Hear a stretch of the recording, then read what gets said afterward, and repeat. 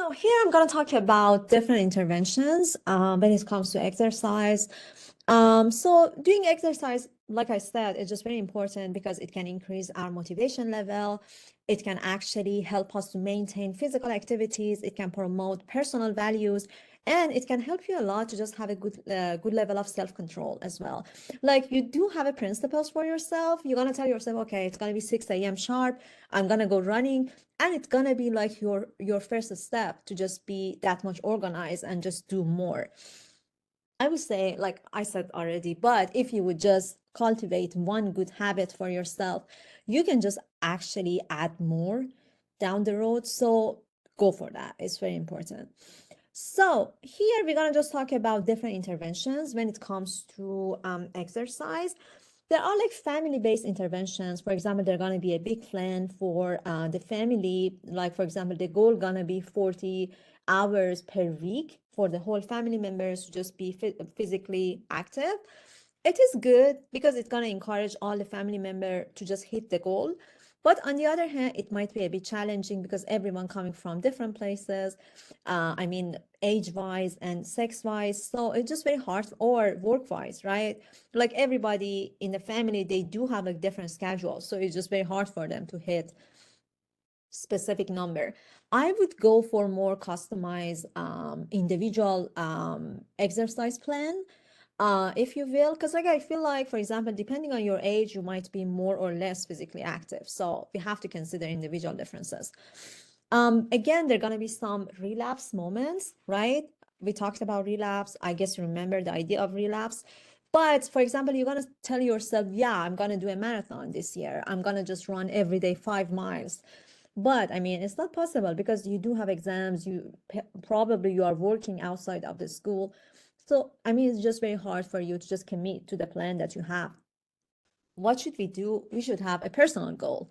For example, you're going to have a big picture, but you're going to have some small steps to just get to that big goal. And you're going to have like some sort of realistic expectations for that goal. I mean, you know yourself, you know about your own commitment.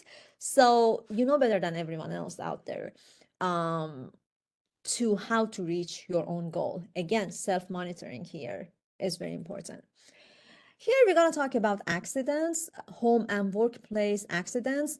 So that kind of accidents has, let's say, two parts. One part is going to be about adults, one part is going to be about children. Here we're going to talk about children under age 5. It seems like we can actually prevent that kind of accidents at some point. For example, we can just install some sort of safety catches. I guess if you have kids, you know about them. My cousins, they do have like tiny kids, so like everywhere you're gonna look, you can see those like safety catches all the way. And like some gates for, I mean, I guess it's like playpen or something like that. So it just specific space for children to just play while parents, they are just working with their laptop. There are some kiddos, they are just okay with that, but I mean, some of them, I mean, majority of them, they would cry if you just put them on that isolated space while you're just having fun and running errands in your household. But yeah, another point that is, I mean, kind of obvious, but some people they're gonna forget, is just placing like poisons or some sort of detergents that are bad for children out of their reach, right? Teaching children safety skills, and I would say safety skills is important, but parenting style is just even more important.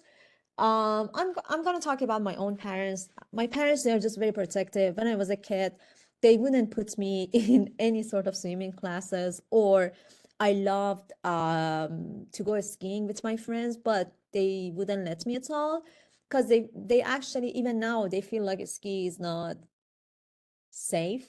So because like, I mean, I'm kind of clumsy, so they were worried of I would hurt myself at some point.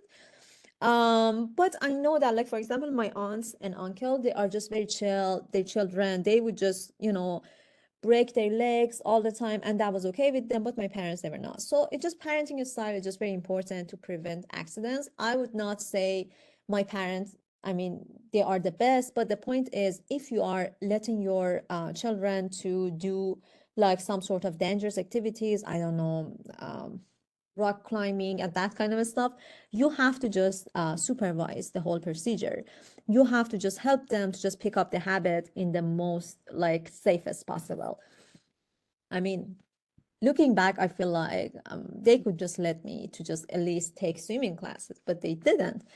But I might kill myself. I mean, because I told you I'm kind of clumsy, so I might, yeah. But yeah, now let's talk about workplace accident. Here, just mostly about older adults. There are like some strategies that can help them to just be safer. For example, there going to be some focus group or programs that can help them with like different activities. The most common way of older adults hurting themselves is just falling. Um, some of them, they are just kind of overweight, so it's just kind of hard for them to move their body, and they might fall. So they might, since their bone is not that much as strong as younger adults, they might literally hurt themselves badly. So there should be some dietary and also medication interventions for them that could just help them to reduce the chance of falling and hurting themselves. There are some physical activity trainings as well that can help a lot to just be fit. Some small tools can help them a lot. For example, shower grab bars. I'm laughing because like I do have it at my household.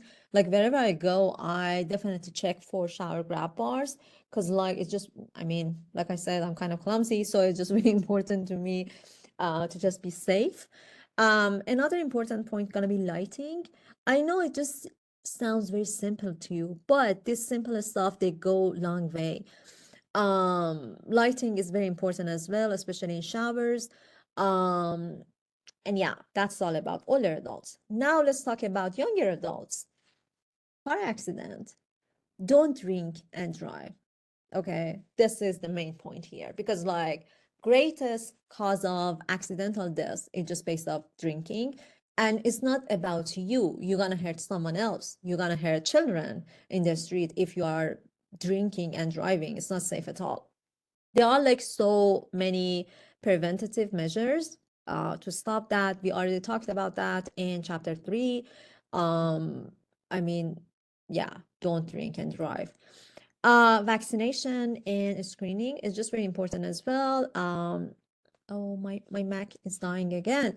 But it seems like just getting shots and being vaccinated can help you a lot to just be healthy. There are like some stress over vaccination because like some people out there, they are actually feeling like vaccination is not safe. It like back in COVID, there was a whole debate around it. Like some people, they were just against that. Some people, they were just saying that, oh, it's so good, it can help a lot. But at the end of the day, we saw that vaccinations helps to reduce the chance of getting COVID and just overcoming the pandemic. I mean, without that, we would still be in quarantine and like, oh, I mean, I don't want to talk about pandemic. It was just a nightmare for me. I know it was just for everyone else out there, but like, yeah, it was very hard. But yeah, screening is very important, especially when it comes to, I mean, breast cancer. It seems like one of the most common cause of death in the United States. It just, I mean, when it comes to cancer, it's going to be lung cancer, it's going to be breast cancer. And there was another one. We have it here. Let me show you. Oh, colorectal cancer as well. It just, yeah, it's not good as well. We don't like it. But about breast cancer, I know like some of you are very young, but it doesn't mean like you are not at risk. I know that high risk women, they're gonna be like between age 35 and plus, I mean, and more. But even like in age 20, you might have like you might develop some sort of bad lump in your body. So self-screening is very important. I put two videos, one video here for you and one website that actually can help you a lot to do self-examination for yourself. It's just very easy, but it goes a long way. It can help you a lot to just ensure and see if you have like any sort of bad lump in your body or not. And I'm telling you, it happened to me. It was like 2 years ago. I mean, I thought I'm very young. I wouldn't just develop that kind of crazy situation in myself. And I didn't have any sort of genetics related to that. And I'm eating healthy. I was good, but still, I had some sort of lump in my body. And thank God, I got rid of that. But yeah, I'm telling you, do self-examination is very important. Another point that I highlighted here is it's very expensive, let's be honest. I know there are like some insurance, they can just cover the monitoring procedure like mammograms and all that. But the rest, they wouldn't pay for that, and that's very sad. This is like one of my criticism around United States healthcare in general. I feel like that kind of prevention, it should be free for women. And for example, it is like at some point it is free if you would just do monitoring by yourself. Like if you would just ask for mammograms by yourself, it is free. But if by a physician you would just be diagnosed as someone who has a lump in their body, the insurance wouldn't cover that part. So like after you are diagnosed to have cancer, you have to pay all the bill by yourself, which is crazy. In my country, it's not like that. I mean, my country is not like an ideal place to live, but at least they're gonna cover some stuff for you. But yeah, it just really makes me sad to hear that women, they are just struggling with just all the pain and all that, but they have to struggle financially as well. That's very crazy. There are other challenges as well when it comes to a screening. For example, some people, they are just embarrassed about the whole procedure, or they do have like some sort of fear of radiation. They feel like radiation is just bad for them. But the fact is, if you do have a lump, you have to do that sort of mammograms to just see what's going on with your body, right? I mean, it's not painful, I would say, but I mean, it's very uncomfortable procedure in general.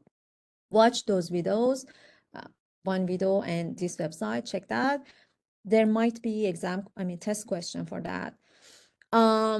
So I already talked about problems around vaccinations and screening. Oh, another problem about vaccination, for example, for HPV vaccine or screening for STD problems, sexual transmitted problem, is it is like there are some people, they don't feel comfortable to go to doctor and just get tested for so many reasons. They feel like maybe their test result gonna be positive, or another point is they are kind of afraid of saying that they are sexually active and all that, so they are embarrassed of that. Don't feel like that. Go and address all your fears, especially when it comes to your health. Yeah, pain and anxiety, of course, all of us, we do have it, but it is what it is. We have to do that. And you have to convince your friend to do that as well. Seriously, you can just save their life. There are like some measures to promote a screening. Like I said, first of all, encourage everyone around you, your mom, your sister, your friends, to go and get tested for like different stuff, especially breast cancer is just very common here. That's crazy. In my country, Iran, it's just very common as well. And also change your attitudes if you are negative. I feel like everyone in this class, they are kind of positive, but if you are kind of negative toward like that kind of a screening, change your attitude a bit. So we already talked about different cancers, but rectum cancer, it's gonna be, or colorectal cancer, it's gonna be second highest cause of cancerous death in Western countries. If you would just have high level of self-efficacy, if you would just listen to your doctor, if you would actually do self-examination, you could just probably for rectum cancer, you cannot do self-examination. I meant breast cancer. But you can address your cancer. I mean, God forbid, but you can address every sort of disorders and disease earlier. But just be vigilant. Just take care of yourself. Do the examination.